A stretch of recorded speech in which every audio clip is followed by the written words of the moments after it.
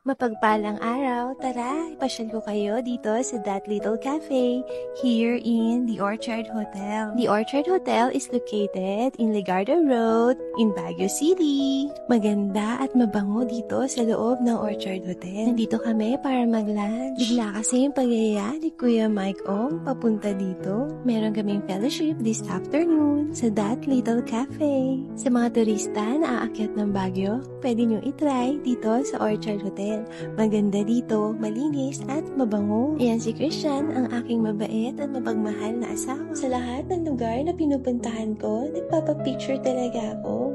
Kasi memories yan eh. Mabuti na lang, matyaga si Christian at si Carl na kuhanan ako ng pictures at videos. Maganda mag-picture taking dito kasi ang ganda ng lobby nila. Dito sa Baguio, maraming hotel kang maiikutan. Pagpasok namin dito sa That Little Cafe, mabuti na lang konti ang tao. Sabi ni Christian, marami rin pumupuntang Christians dito para mag-D-group. Since tourist destination itong Baguio, hayaan nyo at ipapasyal ko kayo dito sa mga hotel dito sa Baguio. Mababait ang mga staff nila, maasikaso sila sa amin. Maganda nga mag-usap at magkwentuhan dito sa That Little Cafe kasi unang-una ang ganda ng tanawin. Malinis, maayos, at mababait yung mga staff nila. Tahimik ang lugar, makakapag-usap kayo ng maayos. Ang ganda talaga ng tanawin, nakaka-relax talaga. Tanaw na tanaw mo dito ang SM Baguio. Samahan mo pa ng malamig na simoy ng hangin dito sa Baguio. Ang lamig!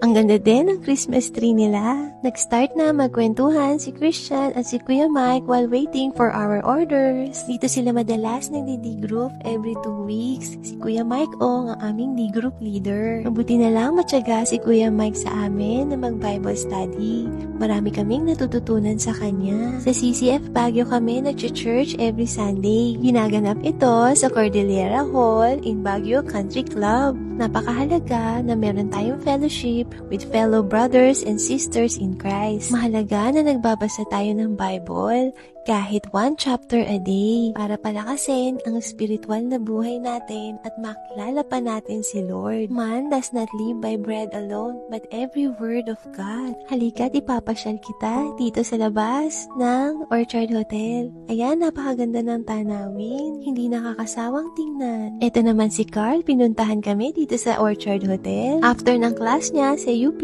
dumiretso siya kagad dito. Beef stroganoff ang in-order niya. Favorite niya kasi yan. At saka yung onion rings. Gustong-gusto niya yan. Masasarap ang pagkain dito sa Orchard Hotel. Maganda, matry nyo din. Eto, inabot na ng gabi si Kuya Mike sa dami ng tinuro niya sa amin. Mabuti na lang, palagi siya nagbibigay ng time para mag-Bible study. Siyempre, bago umuwi, picture taking muna. Eto, ipapasyal ko kayo dito sa labas ng Orchard Hotel. Napakagandang tingnan ng SM Baguio. Paggabi, napakaraming ilaw. Napakalamig dito sa labas. Tinitiis ko lang yung ginaw. Sa mga turista, akyat kayo dito sa The Little Cafe para makita nyo itong gandang view na to paggabi. See you on my next vlog. Shalom!